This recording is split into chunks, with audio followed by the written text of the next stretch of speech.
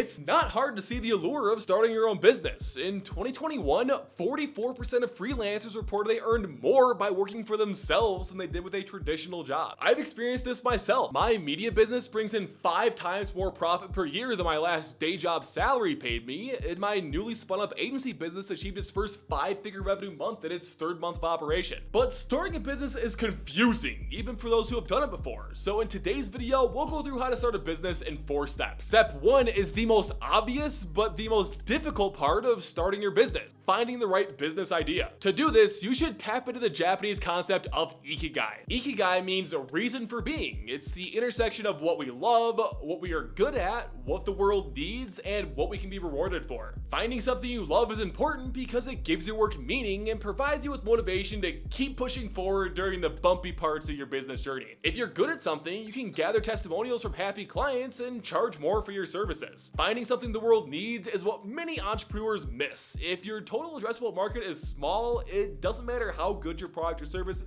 it'll be hard to make much money. And finding something you can be rewarded for means that your clients or customers see enough value in your solution to pay you money for it, which is obviously pretty important in business. To give you an example, my ikigai is creating personal finance content on social media. Personal finance is a passion of mine, so I was okay making content for months without a financial reward while my business was ramping up. I spent 4 years as a financial advisor and earned the CFP certification, so I've developed a level of skill and expertise here. Most Americans aren't taught anything about personal finance in school, so they need the information in my videos. And advertisers are willing to pay hefty sums of money to get in front of the audience I've curated, so I can make a pretty good living doing this. Take a second to write down every potential idea that pops into your head when you think about your potential. To help spur some thoughts, here are some of the highest paying freelance jobs. We have AI engineering, programming, data analysis, web design, editing, and public relations. If any of those speak to you, think about how you can package that offering into a business that'd be valuable to your ideal customer. Step 2 may be the least fun, but most essential part of starting a business: setting up all the business essentials. Start by making a business plan, which is a document that clearly lays out your goals and a path for achieving them. Since you'll learn a lot from actually doing business, everything in here will be subject to change, but it's a great idea to start off your business with a clear vision of who your target audience is, your main competitors, your company's value proposition, and roles for everyone in the company. Next up is one of the most creatively challenging tasks of starting a business: choosing a name and creating a logo. I personally like my business's purpose to be obvious from their names. When you see @NickTalksMoney on social media, it's obvious what kind of content you'd expect to see on that page. My other business is N2 Content Marketing, which helps financial services brands with, you guessed it, content marketing.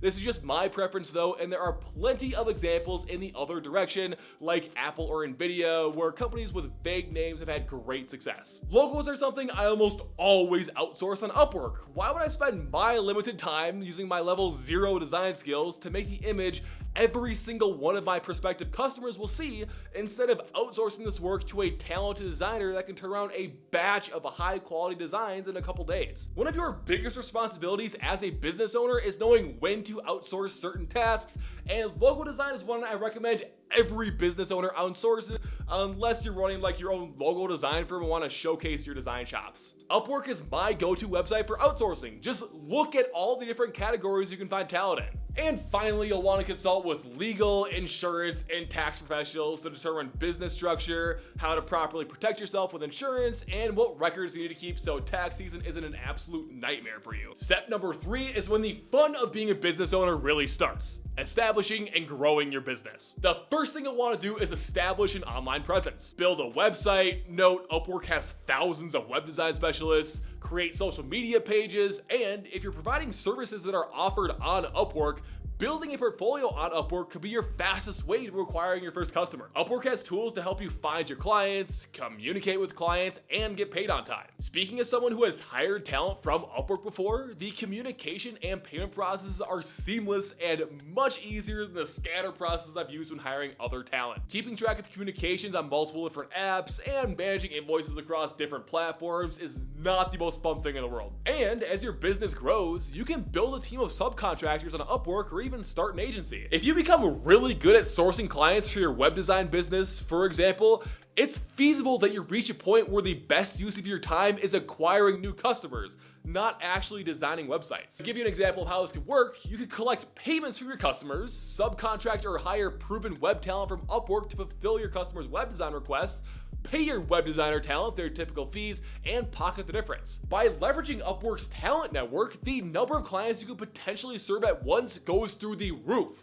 For example, instead of only being able to serve like 5 clients at once if you're handling all the design work yourself, you could potentially serve 50 clients at once by bringing on additional subcontractors to complete the work for you. Congrats, you've officially started and are growing a business. Step 4 covers best business practices to ensure your ship sails as smooth as possible from here on out. To continue to attract new customers, it's important to gather testimonials from existing and past customers. Testimonials are simply a review of your services, but they're essential to running a business because they provide what's called social proof. Have you ever read reviews of products before you bought them? And if you needed to hire a plumber, would you hire one without reading the reviews of every plumber in your area? That's why testimonials are so important. They tell prospective customers how good or bad an experience current and past customers have had with you. Upwork makes it easy to gather testimonials and display past work if the stuff you're making for clients isn't confidential. Now that you know the 4 steps of starting a business, it's time for you to do the hardest step of them all, actually taking action and getting started. Thankfully, we live in a time where it's easier than ever to start a business and acquire your first customer. Don't forget to subscribe for more tips and tricks from Upwork.